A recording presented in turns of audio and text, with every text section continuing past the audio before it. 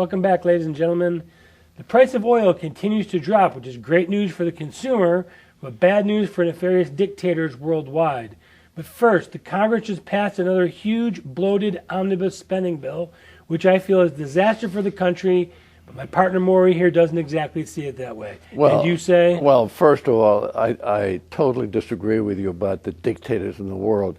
The dictators in the world are the Putins and the Saudi royal family. The guy that's charge of Venezuela.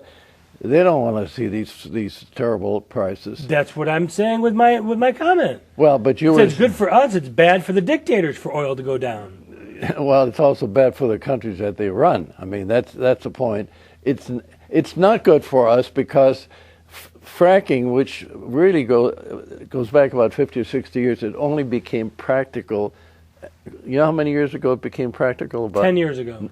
Barely 10 years ago, right after It's got to be what, about $40 a barrel for it to be worthwhile? No, today I would say you need $60 to $70 a barrel to make fracking worthwhile. To make, yeah. So that's kind of a catch-22 then, isn't it? Not really, because the point is that the reason that the price is so low is because the Saudis decided on November 24th last year, 2014, to even up the ante and push more oil down in order to crush fracking.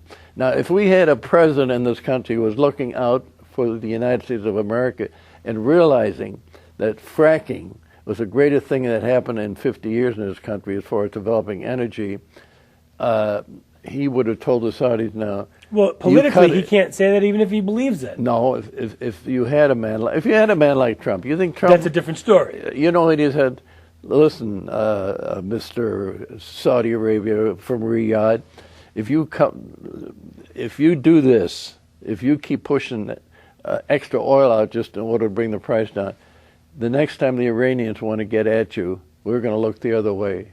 And they'd be scared to death. We have had nobody putting any pressure on the Saudis. We've treated them, even, you know, the Saudis were responsible for 9/11. Pretty much. Nobody wants to say that. 16 of the 20 hijackers were from Saudi Arabia. Let me tell you, I think I mentioned this anecdote here.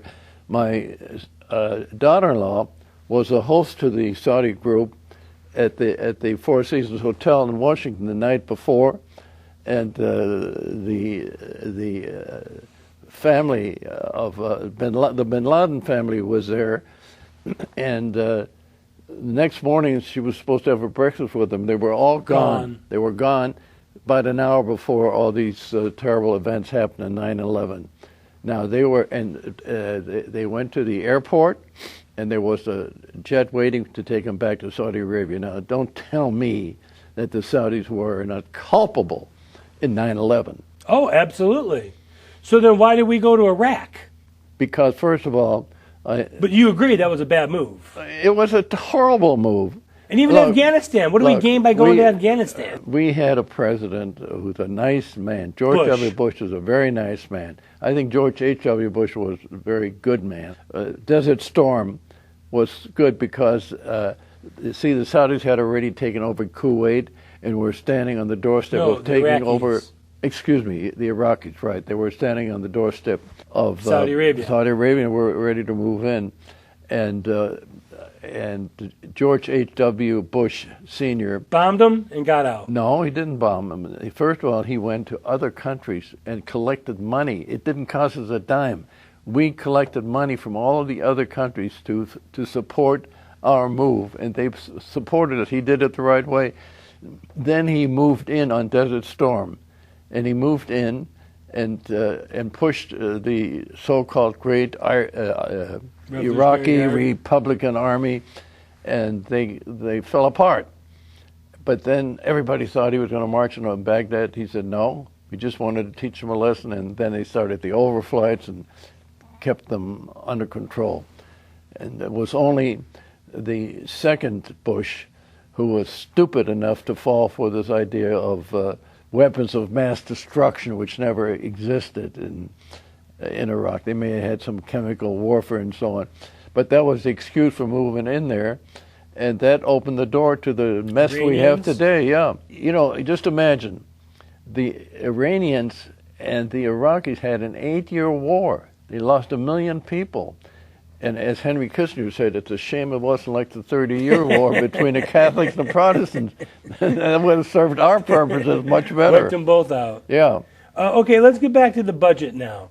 We kind of disagree a little bit on the budget deal, I guess. There's a lot of moving parts in this budget. However, you're giving full funding to Planned Parenthood, full funding to the Syrian refugee import program, full funding to the illegal alien minor crossing the border program. Now, but you're going to say that the other side is what? Well, the other side is, first of all, the Republicans were going to be trapped into a deal.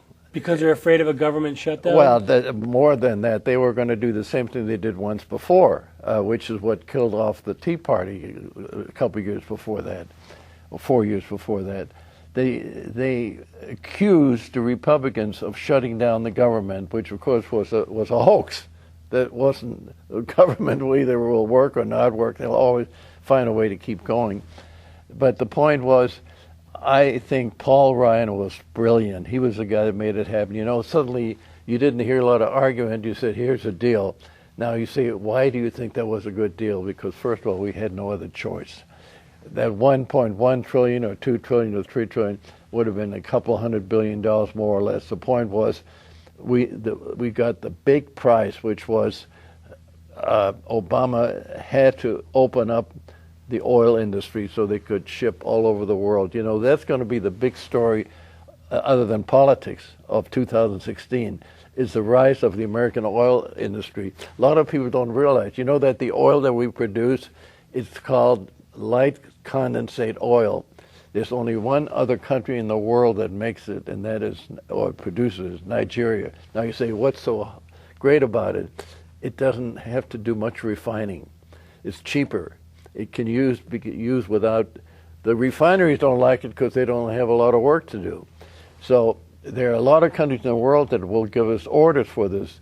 So I would say you're going to see in the year 2016, our oil industry is going to come back from the abyss and really, really do a hell of a job of employing people and bringing us back economically. And now, don't you expect a new Congress to tighten the strings and put some stops on some of this massive spending? No, because you're dealing with a dictator. I mean, why don't we lay the cards on the table?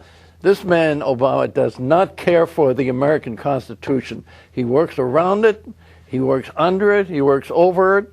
He would have gotten what he wanted anyway. Okay, and now we have another 12 months. Are they going to wait till next December and then pass another omnibus because the clock is running out again? Well, I mean, if you get Hillary, I'm sure that's what'll happen. When's the last time we've had a balanced budget in this country? We haven't had a balanced budget in this country. 30 years?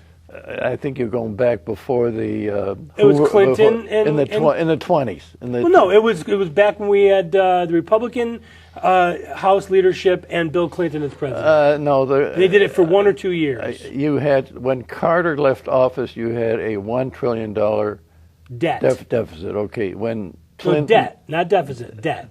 Yeah, you had a debt. That's right. You're right. Well, the deficit was in the hundreds of billions. Yeah. And then once Obama got in, it became trillions and trillions and trillions and trillions. Let me give you specific numbers. When Clinton left, it had gone from 1 trillion in the Carter years to 5 trillion when he left office. And Clinton did a pretty good job. I mean, he was very good about the way he handled things, and he was very popular as presidents go because he was much more subtle than this current president is.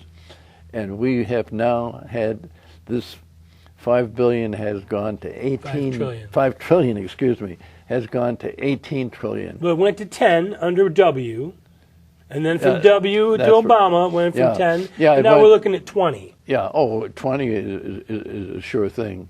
But you see, the point is the Federal Reserve Board cooperated by cutting interest rates. So even a debt of that nature, when you only pay maybe 3 or 4% interest on it, is better than having a half of the size of the debt and paying 10 or 20% when we had the terrible inflationary period that we had during the Carter years. Carter years brought it to a peak. You're looking at what, 17% interest on a mortgage? That's right, 20%. My mother got a house in 1974, and I think she was paying 17 or 16%. Oh yeah, on her house. Oh, it was out of control. And then you had Tip O'Neill and Reagan getting together. Now, the one thing people also forget is that the taxes for people of wealth that were as high as 90% for the highest rate. Right. And the way they worked Capital it out gains. is, but at the same time, you could write off your losses against income. You can't do that now. Now you can only use $3,000 of capital losses against an income. So that got lost. But the point was, the greatest change was made in the Reagan years. I think Reagan, even as much as he's respected and appreciated by a lot of people like us, did an unbelievable thing. When you think about it, Carter just took this country right to the edge of the rat hole. And you know what his recipe was for better performance? Downsizing. We're getting too big for our britches. We've got to be a smaller country. We can't be the dominant country anymore. And that's right back where we are today with Jimmy Carter 2.0. Remember, he gave away the Panama Canal, and then he tried to rescue the Iranian hostages, the prisoners in Iran, and the plane crashed. I mean, the guy was a loser all the way. And then he became a pain in the behind for about 20 years after that. A friend of mine who I was just with over the break, over the weekend, was telling me how Jimmy Carter was one of our best businessman presidents. This guy's a complete... We disagree politically, let's put it that way. The guy sounded like a moron to me. And I said, you're talking about the peanut farmer? I mean, that basically ruined the country? Businessman. Yeah. You know, it's people like that that's probably have... He's a very sharp guy, too. Well, he's very disappointing. Sharp. Any guy that talks like that, you can't tell me he's got any brains in his head at all. We need to take a quick break. You can follow Maury on YouTube by following Morris Beschloss, or just visit theworldreport.org. And make sure to like and share your videos on all your social media platforms.